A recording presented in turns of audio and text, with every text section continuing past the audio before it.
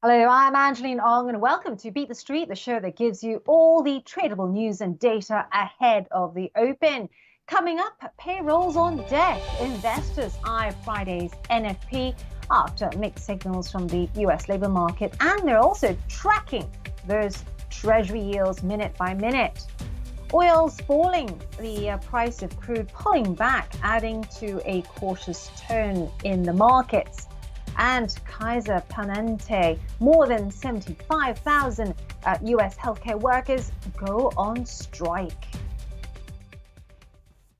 Now, good afternoon. I'm Angeline Ong, and welcome to this new edition of Beat the Street. Not long now before Wall Street starts trading. However, we do have some breaking news just coming through as we speak. We've got the goods trade balance figure for the month of August. We were looking out for a number that was something akin to the prior month, which was negative 84.2 billion. It came in roughly in line, negative 84.6 billion. Also, more importantly, the initial jobless claims number for the week ending the 30th of September. We were looking out for 210,000. That came in at slightly weaker, 207,000. Not by a lot, downside surprise, negative 3,000. However, it does indicate that even more so, Friday's figure will be interesting, given we've had the data earlier in the week showing that private businesses in the US created 89,000 jobs in September 2023. Let's have a look to see whether there's any reaction on the markets, which were cautious prior to those numbers. Prior to that jobs and trade balance figure, we were at around 33,070. So not a huge amount of reaction there. Just checking in on the volatility index for you. Similar story there. Prior to that figure, volatility was about 18.97. It's just come off slightly, but not by much really. Pretty much unchanged. So as I mentioned earlier, we had that private business data. This is out of the US, which created 89,000 jobs in September 2023, the least since January 2021, and well below market forecast of 153,000. It has to be said, though, that this figure does not guarantee what sort of number we're going to get for NFPs on Friday. And if anything, historically, they have not been linked whatsoever. So it's still anyone's guess what we're going to get on that Friday NFP reading. What earlier data points have shown us that is that most jobs were created in the services sector, leisure, hospitality, financial activities, education, and health services. Well, they all added jobs in the US, whilst losses were seen in the business services, trade, transportation, and utilities, and also in manufacturing. Now, one other thing that's broken just recently is results from Constellation Brands. Just bring up the chart here for you. Constellation is a brand that most people probably know of, but don't quite know because they're the maker of Corona, I believe. This is one of its biggest brands, Constellation Brands, raising its annual profit target after topping sales expectations in Q2. This was thanks to higher prices and strong demand for its beers and spirits. The company also says it now expects fiscal 2024 comparable earnings per share between $12 and $12.20 against its previous forecasts of profit between $11.70 and $12 per share.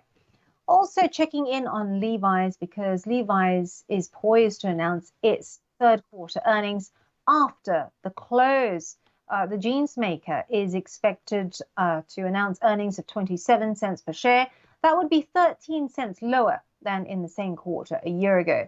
Revenue expected to reach $1.5 billion, broadly unchanged on last year. But pay attention to what it says about consumption and trends and changing consumer behavior amid high inflation. Many consumers have been changing down to lower cost brands, in-house brands, And it'll be interesting to see whether this is a sticky trend.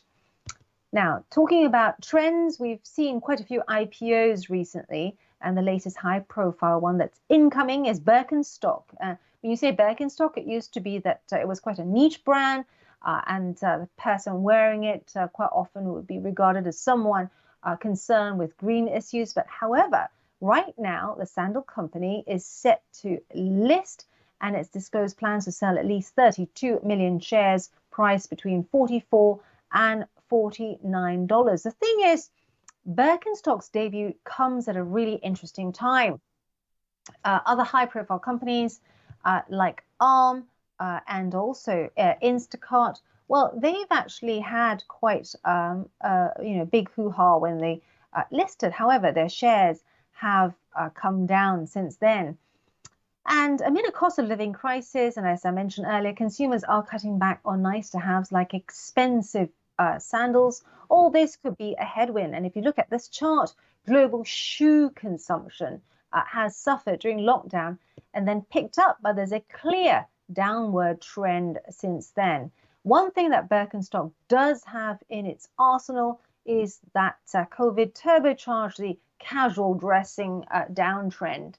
It's also been very smart in its product placement, as Birkenstock was seen being worn by Margot Robbie and Barbie. And like Crocs, Birkenstock also taps into the health and sustainability trend that has been in play since COVID. So it'll be really interesting to see how its IPO performs. Meanwhile, turning to strikes, we still have that on our radar. Chevron says it has accepted the recommendations of the FWC and will continue to work with all parties to finalize the drafting process based on the recommendation. There was a last-minute snag, and unions have accused the U.S. energy major of reneging on commitments and potentially also gearing up to resume stoppages. So we're keeping a close eye on that story there. Meanwhile, oil firms are falling, but this is due to the oil price. Showing you Chevron because Occidental is also another one that's falling. Just finding ExxonMobil for you. It's also, if you look at, because this is an all sessions chart, if you look at an hourly chart here, I can tell you that it is starting to come down. All this is due to the falls that we've seen in oil prices. IG Sean Morrison has been taking a closer look at the technicals for WTI. We've seen a sharp decline in oil prices yesterday after U.S. inventory data suggested weaker demand from the world's largest economy. We've seen some European exports for oil also on the decline here today. So that's equated to a very sharp pullback on crude prices. Yesterday, more than 5% move on Brent crude, and that move is being extended right now. So when we look at a chart, we have looked at that and we said that that longer-term trend has been up.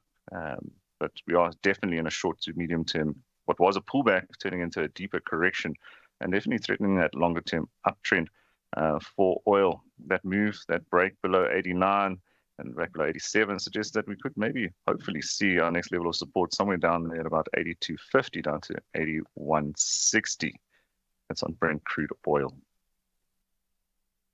Thanks very much there, Sean Morrison, talking about WTI. Now, also want to go back to that story on strikes, because it's not just U.S. auto workers that are on strike, healthcare workers too. 75,000, in fact, striking medical workers. This is Kaiser Permanente and the union negotiators for 75,000 striking medical workers suspended a marathon round of contract talks with no deal. That's right, no deal on both sides, hours after the biggest such walkout ever in the U.S. healthcare sector commenced. If you want to know how big this story is, just have a look at this chart here. Kaiser USA employs 68,000 nurses, 213,000 technicians and other staff, and 24,000 doctors. Many of these are upset over things such as pay and also standards. And of course, like many parts of the world, there's an extreme shortage in medical workers. And just showing you the chart here because United Health is a peer, so is Aetna, Anthem, Humana, and WellCare. Keep an eye on these stocks as well as these strikes continue because they are Kaiser's top rivals. And before we go, let's have a quick look at how the market is faring. Here's a look at the hourly chart as we count down to the open for you. And as I mentioned earlier, not many big bets there as we count down to the big number of the week, which is the non-farm payrolls. However, what will be key will be what happens with that number going forward, because if we see a continued weakness or signs that perhaps the labour market could be starting to stutter, then perhaps it could raise hopes that the Fed might not need that last interest rate hike before the end of the year that it's flagged to cool the economy, and that could suddenly mean that the markets rally. We just had that jobless claims data, the weekly jobless claims data, and we are seeing futures extend declines slightly after that data. For more market moving action, do tune in to 7:30 with my colleague Jeremy Naylor for early morning call. But until then, for more analysis, do tune in to me on Twitter at Angeline Ong and at IGCom. This is IGTV.